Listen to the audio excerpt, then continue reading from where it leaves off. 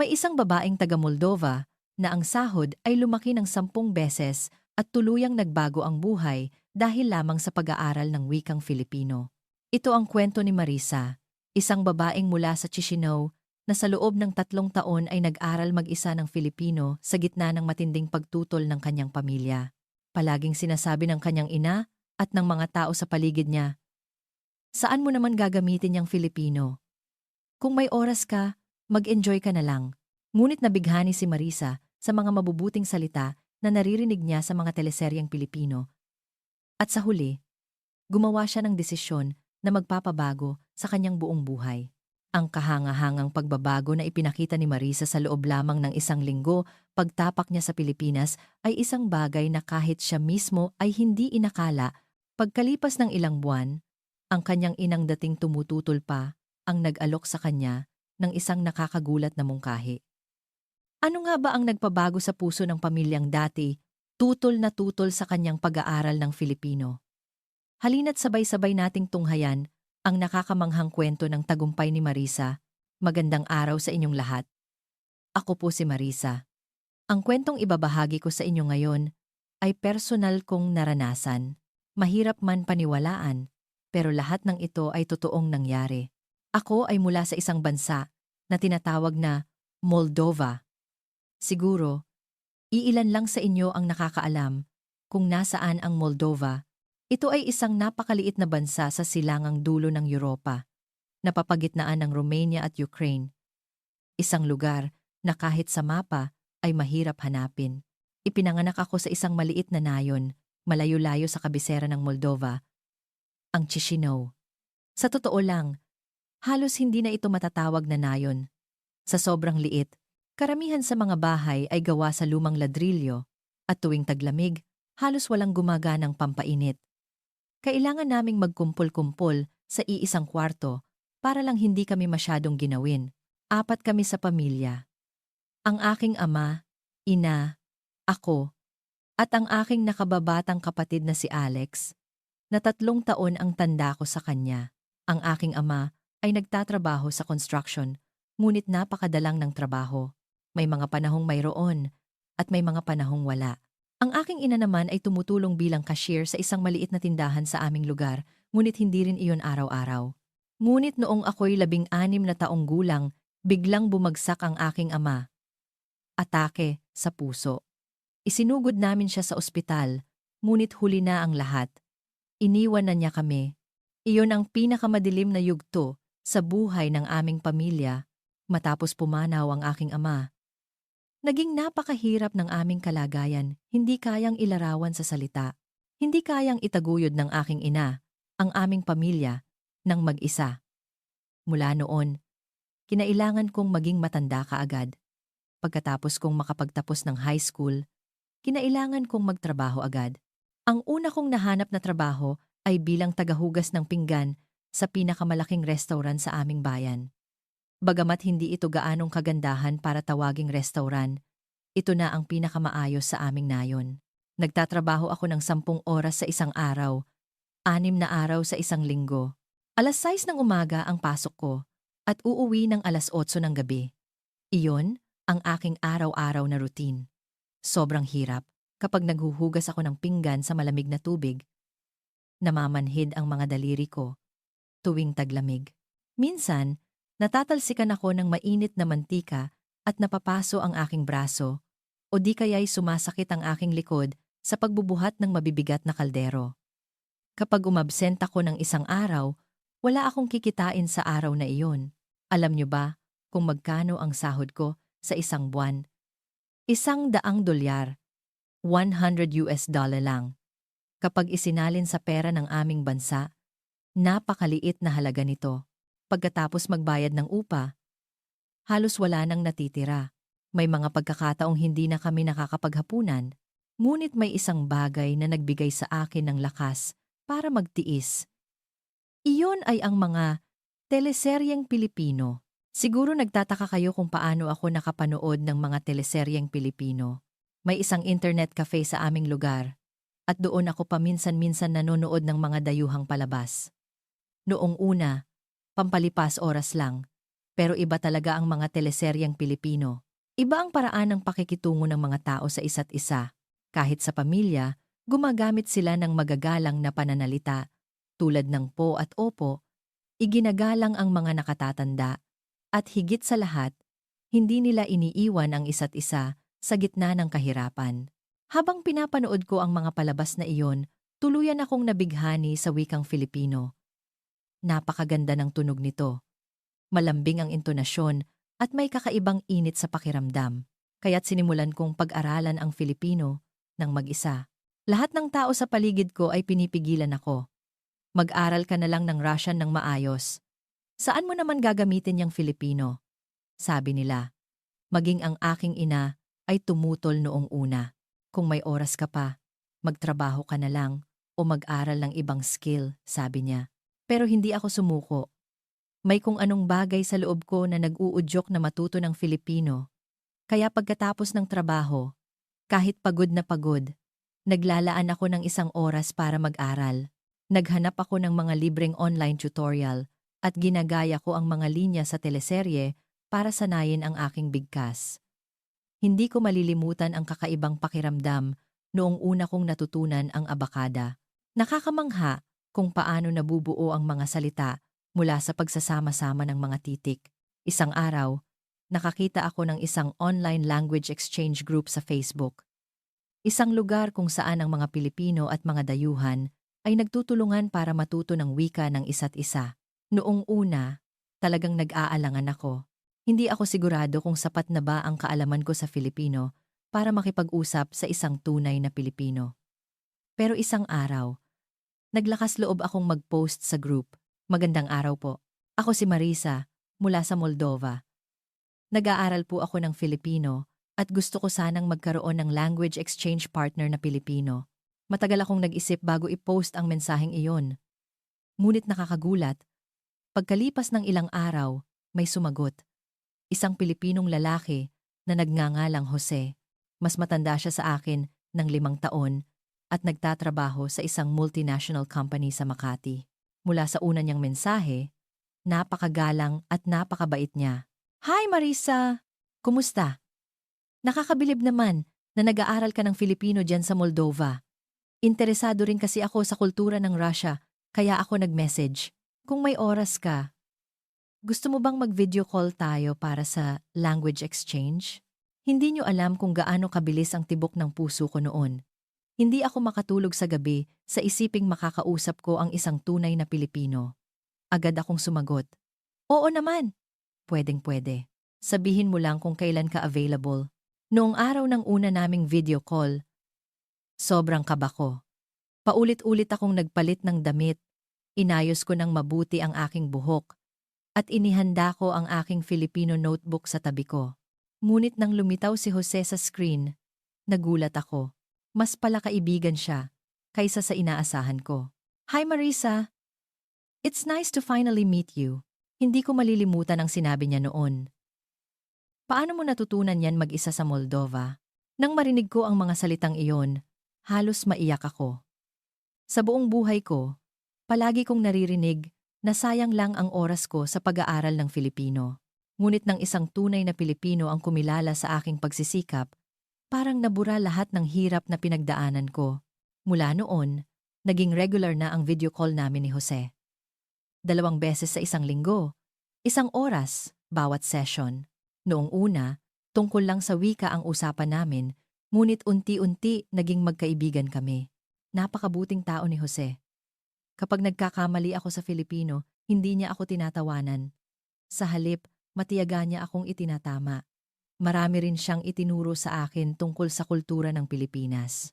Ang iba't ibang panahon, pagkain, tradisyon, at maging ang modernong pamumuhay ng mga Pilipino ay detalyado niyang ipinaliwanag. May isang pag-uusap kaming hindi ko malilimutan. Isang araw, tinanong ko siya, Jose, totoo ba na sa Pilipinas, tulad sa mga teleserye, iginagalang talaga ng mga tao ang isa't isa? Sandali siyang nag-isip at sumagot. Hindi naman perpekto, Marisa. Pero sinisikap naming tratuhin ang bawat isa ng may dignidad bilang kapwa-tao. Iyon ang kulturang kinalakihan namin. Tumagos sa puso ko ang mga salitang iyon. Ang pagtrato sa kapwa bilang tao. Iyon mismo ang gusto kong maranasan sa Pilipinas. Ang buhay ko sa Moldova ay napakahirap, paulit-ulit lang ang bawat araw at parang walang pag-asa. Ngunit sa pag-aaral ko ng Filipino at sa pakikipag-usap kay Jose, unti-unting nagkaroon ng pagbabago. At ang pagbabagong iyon ang magiging daan para tuluyang mabago ang aking buhay. Mga 3 buwan na kaming nagvi-video call ni Jose nang mapansin kong iba ang kanyang ekspresyon isang araw. Marisa, kung okay lang sa'yo, interesado ka bang magtrabaho dito sa Pilipinas? Nang marinig ko iyon, kumabog ng malakas ang dibdib ko. Magtrabaho sa Pilipinas? Kahit sa panaginip, hindi ko iyon inisip. Ano pong ibig niyong sabihin? Posible ba na ang isang tulad ko ay makapagtrabaho diyan? Seryosong sinabi ni Jose. May isang sister company ang pinagtatrabahuan ko na may branch sa Moldova. Isang BPO company. Naghahanap sila ng interpreter na marunong mag-Filipino at Russian. Sa tingin ko, kayang-kaya mo yon. Hindi ako makapaniwala. Ang wikang Filipino na matagal kong pinag-aralan ay magiging trabaho ko na. Pero kasabay nito, nakaramdam ako ng malaking kaba. Kakayanin ko ba ang isang formal na trabaho bilang interpreter? Jose, hindi ako sigurado kung kaya ko. Halos 1 taon pa lang akong nag-aaral ng Filipino. Okay lang yan. Hindi naman kailangang perpekto. Ang pinakamahalaga, Marisa, ay yung passion mo. Yun ang pinakaimportante sa lahat. Dahil sa pagpapalakas ng loob ni Jose, sinimulan kong ihanda ang aking resume. Ngunit may isang problema. Wala akong maayos na educational background at ang tanging mailalagay kong karanasan sa trabaho ay ang pagiging tagahugas ng pinggan. Pero si Jose ang tumulong sa akin sa bawat hakbang. Sa pamamagitan ng video call, tinuruan niya ako kung paano gumawa ng resume at kung ano ang mga posibleng itanong sa interview. Tinuruan niya pa ako ng tamang pagbati sa Pilipinas. Sa mga kumpanya sa Pilipinas, kapag bumabati ka, sabihin mo ang magandang araw po ng may ngiti. At kapag inabutan ka ng business card, tanggapin mo gamit ang 2 kamay. Habang papalapit ang interview, lalo akong kinabahan. Ni minsan sa buhay ko, hindi ako dumaan sa isang formal na interview. Noong sa restaurant, ang tanong lang sa akin ay, kaya mo bang magtrabaho? At iyon na, ang buong interview. Ang interview ay ginanap sa branch ng BPO company sa Moldova. Maliit lang ang opisina sa Chisinau, pero pagpasok ko, kakaiba ang pakiramdam. May mga poster na nakasulat sa Filipino sa pader at mahinang tumutugtog ang musikang Pilipino. Ang interviewer, si Mr. Reyes, ay mas palakaibigan kaysa sa inaasahan ko. Una, nag-usap kami ng simple sa Filipino. Magandang araw, Marisa. Paano mo natutunan ang wikang Filipino? Magandang araw po. Napanood ko po ang mga teleseryeng Pilipino at doon po ako nagka-interes. Nag-aral po ako ng mag-isa. Wow, ang ganda ng bigkas mo. Bakit Filipino ang pinili mong pag-aralan? Sumagot ako ng buong katapatan. Dahil po kapag naririnig ko ang wikang Filipino, gumagaan po ang pakiramdam ko. At nakikita ko po kung gaano pinapahalagahan ng mga Pilipino ang isa't isa. Ngumiti si Mr. Reyes. Pagkatapos noon, may simpleng translation test. Isinalin ko ang Filipino sa Russian at Russian sa Filipino. Kinabahan ako noong una. Pero unti-unti, lumakas ang loob ko. 1 linggo, pagkatapos ng interview, nakatanggap ako ng isang tawag na hindi ko malilimutan. Marisa, congratulations! Tanggap ka na. Kailan ka pwedeng magsimula? Sa sandaling iyon, napaiyak ako. Totoo na. Kaya ako nang kumita gamit ang wikang Filipino. Hindi ko malilimutan ang unang araw ko sa trabaho. Suot ko ang bagong bili kong office attire. Maayos ang pagkakatali ng buhok. At dumating ako sa opisina, 1 oras bago ang pasok. Ito ang unang pagkakataon na naramdaman kong isa na akong tunay na professional. Nang makita ko ang numero sa aking unang sahod, halos hindi ako makapaniwala. $2,000, $2,000 USD.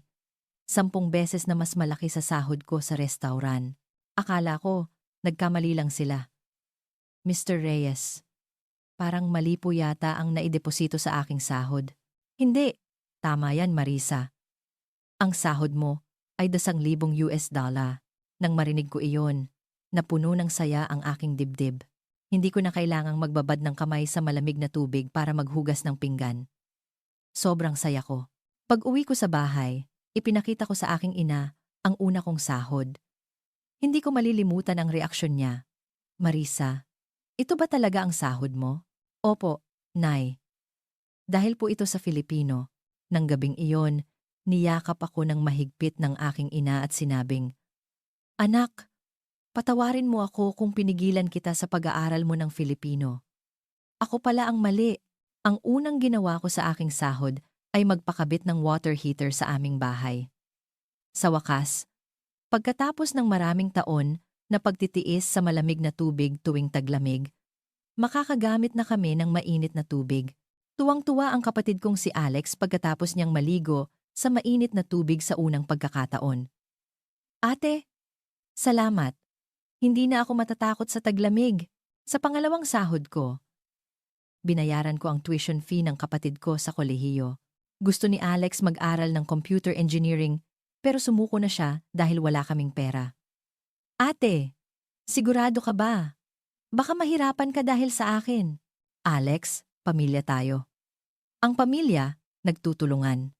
Habang sinasabi ko iyon, naisip ko na ginagaya ko na pala ang mga pamilya na napapanood ko sa mga teleseryeng Pilipino.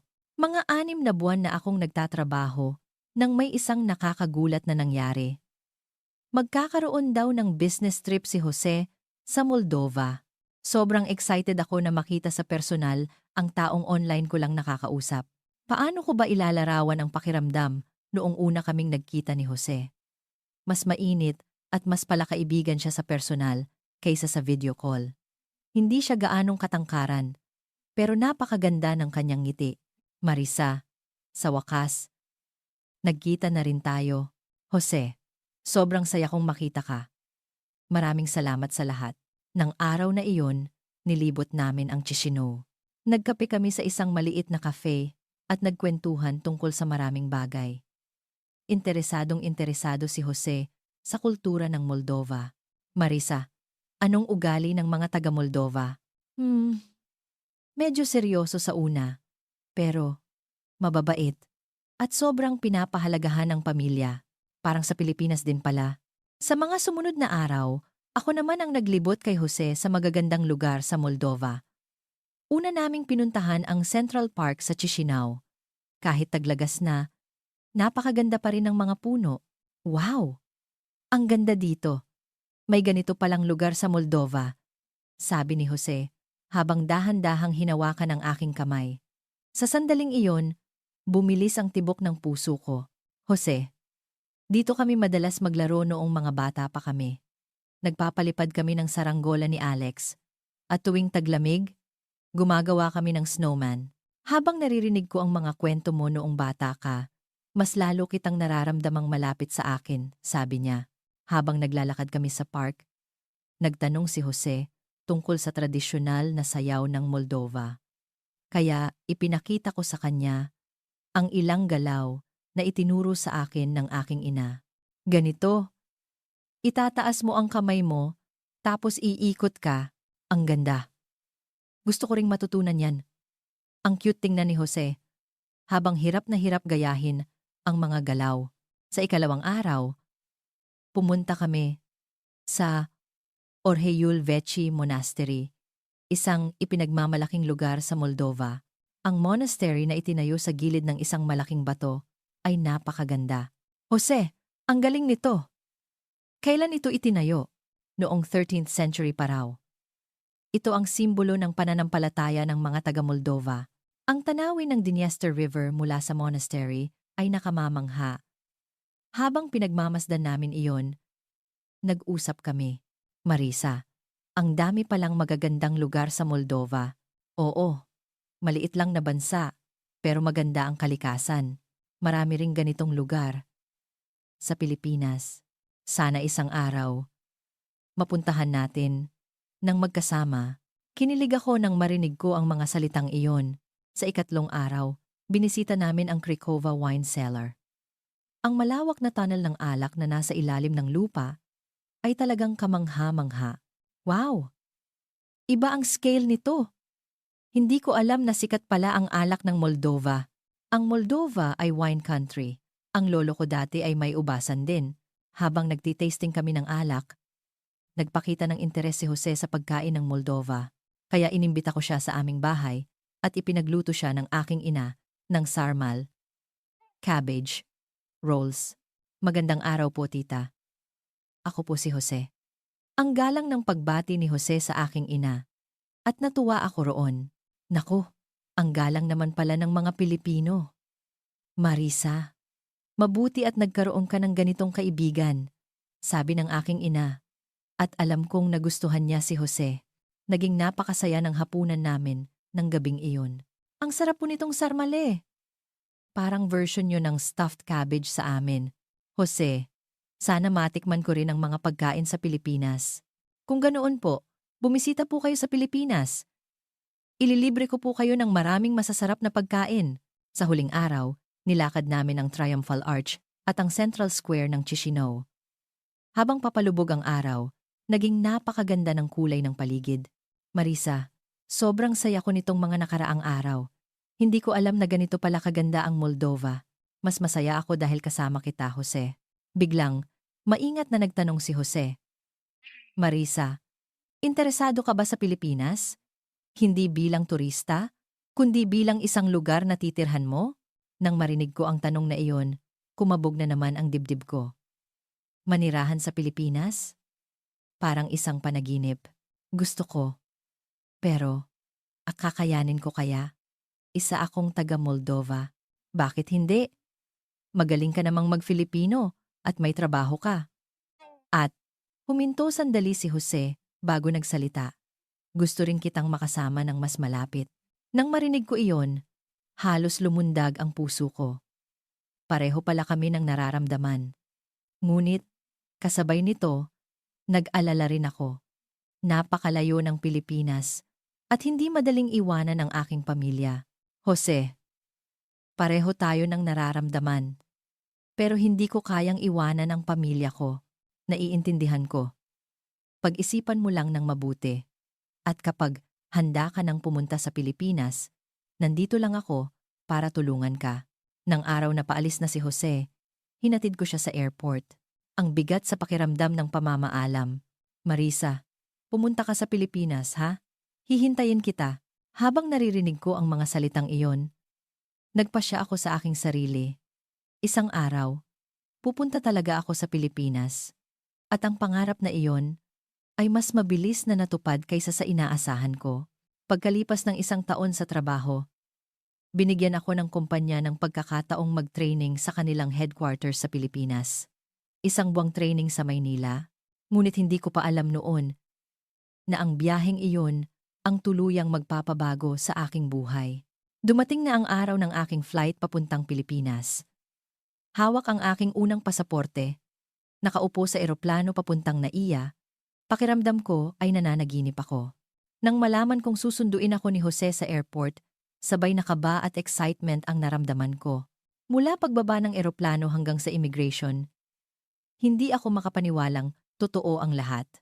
At paglabas ko, may narinig akong tumatawag sa akin. Marisa, si Jose. May hawak siyang papel na may pangalan ko at may malawak na ngiti sa kanyang mukha. Mas masaya siya tingnan kaysa noong nagkita kami sa Moldova. Jose, maraming salamat. Ang layo ng binyahe mo para sunduin ako. Siyempre naman. Unang beses mong pumunta sa Pilipinas, hindi kita pwedeng pabayaan. Paglabas pa lang ng airport, lahat ay bago para sa akin. Una, iba ang hangin. Mas malinis at mas presko kaysa sa Moldova. Iba rin ang bilis ng lakad ng mga tao. Lahat ay mukhang abala, pero may kaayusan. Ang inihandang tuluyan para sa akin ni Jose ay isang maliit na condo unit malapit sa Makati. Maliit lang ang kwarto, pero napakalinis at komportable. Higit sa lahat, tuwang-tuwa ako dahil malakas ang agos ng mainit na tubig. Marisa, magpahinga ka muna ngayon. Bukas, Ililibot kita sa Maynila. Jose, sigurado ka ba? Sobrang abala na sa'yo. Okay lang yan. Gusto ko ring makasama kang maglibot sa Maynila. Nang unang gabi, habang nakahiga ako mag-isa, tiningnan ko ang labas ng bintana. Ang mga ilaw ng neon at ang maayos na daloy ng mga sasakyan ay nagbigay sa akin ng kakaibang pakiramdam. Ibang-iba ito sa mundo ng Moldova. Kinabukasan, sinimulan namin ni Jose ang aming unang tour sa Maynila. Unang beses kong sumakay sa MRT at namangha ako. Dumarating ito sa eksaktong oras at pumipila ng maayos ang mga tao.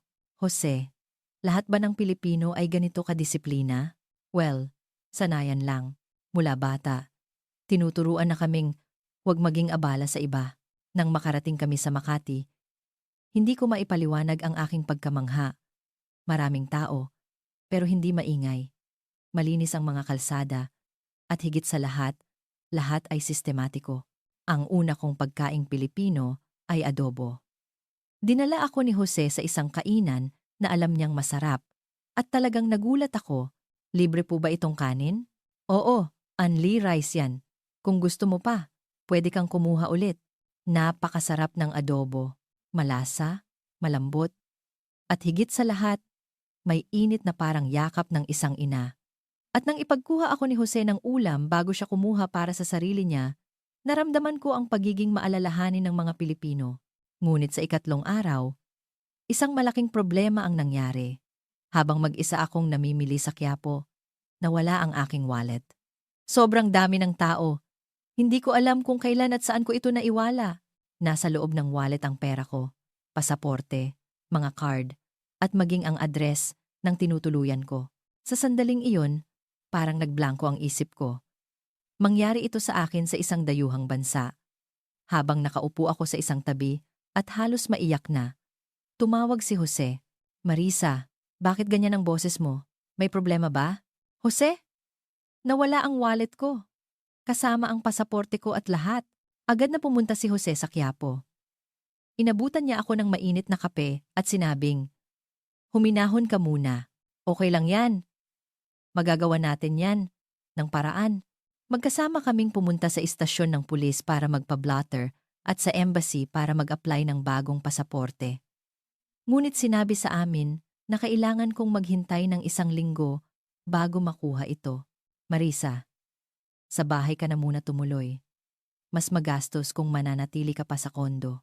Jose, naku wag na. Sobrang abala na. Hindi yan abala. Mas gusto ko nga yun. Ang bahay ni Jose ay isang maliit na studio unit sa Maynila, pero napakalinis at maayos. Nakasabit sa pader ang mga litratong kuha sa Moldova, at sa kanyang bookshelf, may mga libro tungkol sa wikang Russian. Jose, nag-aaral ka pala talaga ng Russian? Oo. Dahil sa'yo, nagka-interes ako. Sa loob ng 1 linggo, habang nakatira ako kasama si Jose, napakarami kong natutunan. Kinaumagahan, ipinaghahanda niya ako ng almusal na Pilipino. Sinangag, longganisa, at itlog. Ito ang sinangag, classic na almusal ng mga Pilipino. Depende sa bahay kung anong ulam, pero kapag kinain mo, gagaan ang pakiramdam mo. Napakadetalyadong tao ni Jose. Isa-isa niyang ipinapaliwanag ang kultura ng Pilipinas para maintindihan ko.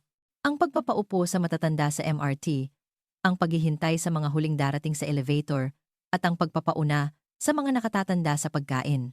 Sa Pilipinas, napakahalaga ng respeto. Lalo na sa mga nakatatanda. Iyon ang basehan. Nang mag-day trip kami sa Tagaytay, sobrang na-touch ako. Habang tinitingnan namin ang magandang bulkang Taal, naramdaman ko ang yaman ng kalikasan ng Pilipinas. Jose, ang Pilipinas pala ay may napakagandang kalikasan. Oo naman. Kaya't pinapahalagahan namin ito. Hindi ko rin malilimutan ang pagpunta namin sa Batangas para makita ang dagat habang nakaupo kami sa dalampasigan. Ang pag-uusap namin ni Jose ay sariwa pa rin sa aking alaala. Marisa, kumusta ang Pilipinas para sa'yo? Napakaganda. Ang mga tao ay maalalahanin, may respeto, at higit sa lahat, laging may ngiti. Hindi mo ba nami-miss ang Moldova? Sandali akong nag-isip. Totoo, may bahagi sa akin na namimiss ang Moldova, pero kasabay nito, mas komportable ang pakiramdam ko sa Pilipinas. Namimiss ko rin minsan, pero dito, parang mas malaya ang pakiramdam ko.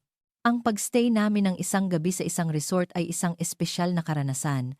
Ang matulog sa isang bahay kubo-style na kwarto ay bago para sa akin. Ang huni ng mga ibon pagkagising ko sa umaga at ang tanawin mula sa beranda ay parang isang fairy tale. Jose, ganito ba ang mga bahay ng mga Pilipino noon? Oo. Ito ang paraan ng pamumuhay ng ating mga ninuno. Nakapaloob dito ang karunungan ng pamumuhay kasama ang kalikasan. Pagkalipas ng isang linggo, nakuha ko na ang aking bagong pasaporte. Nalungkot ako. Ang isiping kailangan ko nang bumalik sa Moldova ay nagpabigat sa aking dibdib. Sa airport, habang nagpapaalam kami, halos maiyak ako. Jose, maraming salamat. Hinding-hindi ko ito malilimutan. Ikaw ang dapat kong pasalamatan, Marisa. Dahil sa'yo, naging napakasaya ng mga araw ko. Biglang maingat na sinabi ni Jose. Marisa, gusto mo bang bumalik sa Pilipinas? Hindi bilang bisita, kundi para manirahan na dito. Jose, seryoso ka ba? Oo, Marisa, kaya mong manirahan dito. At gusto kitang makasama. Bago ako sumakay ng eroplano, sinabi ko kay Jose ang totoo. Jose, pareho tayo ng nararamdaman. Pero hindi ko kayang iwanan ang pamilya ko. Naiintindihan ko. Pero kapag nagbago ang isip mo, tawagan mo lang ako. Maghihintay ako sa eroplano pabalik ng Moldova habang nakatingin sa labas ng bintana. Nag-isip ako. Ang ilang linggo ko sa Pilipinas ay ang pinakamasayang panahon sa aking buhay. Ngunit, ito rin ang panahong pinakamarami akong agam-agam. Ano nga ba ang dapat kong piliin? Pagkabalik ko sa Moldova, isang buwan akong gulong-gulo. Gabi-gabi, bumabalik ang mga alaala ko sa Pilipinas. At parang panaginip lang ang mga oras na kasama ko si Jose. Pero kailangan kong bumalik sa realidad. Palaging nagtatanong ang aking ina. Marisa, kumusta ang Pilipinas? Totoo bang kasing ganda ng nasa teleserye? Opo, Nay. Napakagandang lugar. Ang mga tao ay magalang at maayos. Hindi mo ba gustong bumalik doon? Sa tuwing naririnig ko ang tanong na iyon, kumikirot ang dibdib ko. Sa totoo lang, araw-araw kong gustong bumalik sa Pilipinas. Pero hindi ko kayang iwanan ang aking pamilya. Patuloy kaming nag-uusap ni Jose. Halos araw-araw kaming nagvi-video call. At sa bawat pag-uusap, lalo kong namimiss ang Pilipinas. Marisa, kapag gusto mo nang pumunta dito, sabihin mo lang, ako ang bahala sa lahat. Jose, gusto ko man, pero hindi ganoon kadali. Isang araw, kinausap ako ng aking ina. Marisa, anak, sa nakikita ko, gusto mo talagang manirahan sa Pilipinas. Okay lang kami anak, kung saan ka magiging masaya, doon ka pumunta. Nang marinig ko iyon, nagulat ako. Hindi ko inakalang manggagaling mismo sa kanya ang mga salitang iyon.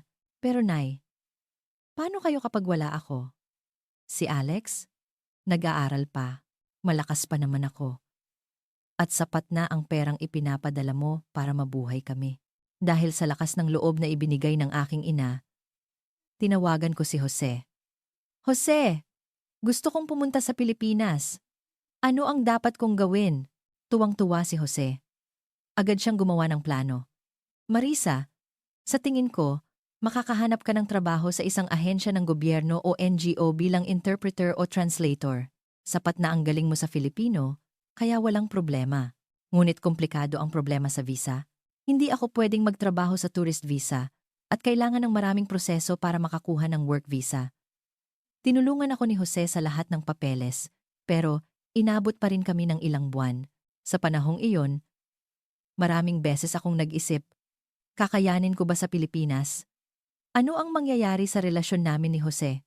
Okay lang ba talaga na malayo sa pamilya? Nang sa wakas ay maaprubahan ang visa ko, sobrang saya ko. Pero kasabay nito, may kaba. Hindi na ito bakasyon. Ito ay para manirahan na. Pagdating ko sa NAIA, si Jose na naman ang sumalubong sa akin. Ngayon, may dala na siyang isang bouquet ng bulaklak. Welcome home, Marisa. Ngayon, dito ka na talaga titira. Jose, maraming salamat. Lahat ng ito ay dahil sa'yo. Lumipat ako sa isang studio unit na inupahan na ni Jose para sa akin. Maliit lang, pero malinis. At higit sa lahat, ito ang unang bahay na nakapangalan sa akin. Nang makita ko ang pangalan ko sa kontrata, doon ko naramdaman na totoo na ang lahat.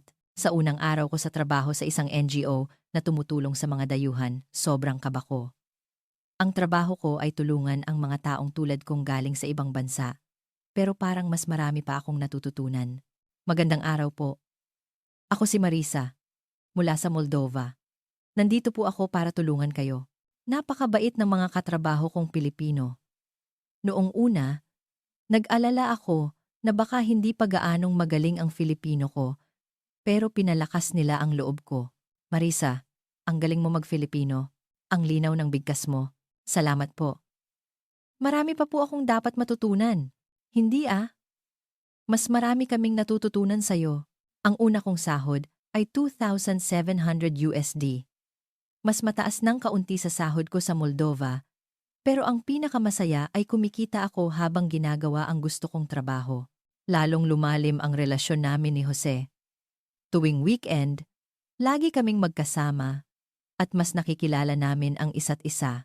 Isang araw, biglang sinabi ni Jose, "Marisa, pakakasalan mo ba ako?"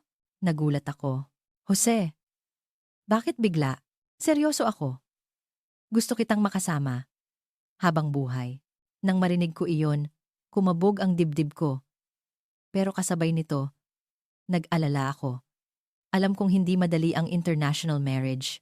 Jose, pareho tayo ng nararamdaman. Pero, ano ang iisipin ng mga magulang mo? Kung masaya tayo? Siguradong maiintindihan din nila tayo. Pagkalipas ng isang buwan, nakilala ko ang kanyang mga magulang. Sobrang kaba ko. Pero mas mainit ang pagtanggap nila kaysa sa inaasahan ko. "Tito, tita, magandang araw po. Ako po si Marisa." "Naku, ang galing mo palang mag-Filipino. Laging kinukwento ni Jose ang tungkol sa'yo." Hinawakan ng mahigpit ng kanyang ina ang aking kamay at sinabing, "Marisa, alagaan mo ang aming Jose ha?" Nang marinig ko iyon, sobrang natouch ako. Tinanggap na nila ako bilang pamilya. Sa paghahanda ng kasal, ang pinakamalaking inalala ko ay ang aking ina. Makakadalo kaya siya sa kasal ko? Gayong mag-isa lang siya sa Moldova? "Nay, sana makapunta ka sa kasal ko." "Marisa, anak, kaya ko ba ang ganyang kalayong biyahe?" "Kaya, yan, Nay." Si Jose na raw ang bahala sa lahat. Inasikaso ni Jose ang lahat para sa pagbisita ng aking ina. Mula sa visa, plane ticket, hanggang sa tutuluyan, siya ang nag-ayos. Nang dumating ang aking ina sa Pilipinas at nagkita kami sa airport, napaiyak ako. "Nay, dumating ka talaga. Siyempre, kasal ng anak ko. Hindi pwedeng wala ako." Namangha ang aking ina sa nakita niya sa Pilipinas. "Marisa, ang linis at ang ayos pala dito. Naiintindihan ko na kung bakit gusto mong manirahan dito." Mula unang araw, espesyal ang pagtrato ni Jose sa aking ina. Kinuha niya ito ng magandang hotel sa Makati at inalam na niya kung anong mga lugar ang magugustuhan nito. "Tita, bukas po, ililibot ko kayo sa Maynila. Sa mga lugar na laging kinukwento ni Marisa, kinaumagahan, pumunta kami sa Intramuros." Namangha ang aking ina sa mga lumang simbahan at istruktura. "Anak, ang ganda ng mga simbahang ito." Nakakamangha na nasa gitna ito ng Maynila. Si Jose mismo ang naging tour guide at ipinaliwanag ng detalyado ang kasaysayan at kultura ng Pilipinas. Tuwang-tuwa ang aking ina nang magsuot siya ng Filipiniana. "Naku, parang naging Pilipina na ako sa suot kong ito." Habang tinitingnan ko sila, sobrang natouch ako. Ramdam na ramdam ko kung gaano inaalagaan ni Jose ang aking ina. Pagkatapos naming maglibot, kumain kami ng tradisyonal na pagkaing Pilipino. Nagulat ang aking ina sa dami ng putahe. "Jose, Pwede bang kainin lahat ng ito? Opo, tita. Ganyan po talaga sa Pilipinas. Kainin niyo po lahat. Pagkatapos, umakyat kami sa isang rooftop restaurant kung saan tanaw ang buong Maynila. Sabi ng aking ina, Marisa, ang laki pala ng Maynila. Baka mas malaki pa sa buong Moldova. Naghanda si Jose ng isang espesyal na sorpresa para sa aking ina. Kumuha sila ng mga litrato na background ang city lights at binilhan niya ito ng mga souvenir na alam niyang magugustuhan nito. Tita, ito po ay tsaa mula sa Pilipinas. Dalhin niyo po pauwi sa Moldova. Jose, salamat ha. Salamat sa pag-aalaga mo sa aking Marisa. Gabi bago ang kasal, kumain kami kasama ang pamilya ni Jose. Tuwang-tuwa ang aking ina sa mga tradisyonal na pagkain. Itong bulalo, napakasarap. Ibang-iba sa pagkain sa Moldova, pero masarap. Nang gabing iyon, sinabi sa akin ng aking ina, Marisa, napakabuting tao ni Jose. At ang Pilipinas, mukhang napakagandang lugar para manirahan. Panatag na ako na magiging masaya ka dito. Nang marinig ko ang mga salitang iyon, gumaan ang aking pakiramdam. Nawala ang huling agam-agam ko tungkol sa pagpapakasal. Ang aming kasal ay ginanap sa isang tradisyonal na simbahan. Habang naglalakad ako suot ang puting bestida, sobrang na-touch ang aking ina. Marisa, anak, ang ganda-ganda mo. Hindi ko alam na ganito pala kaganda ang kasalang Pilipino.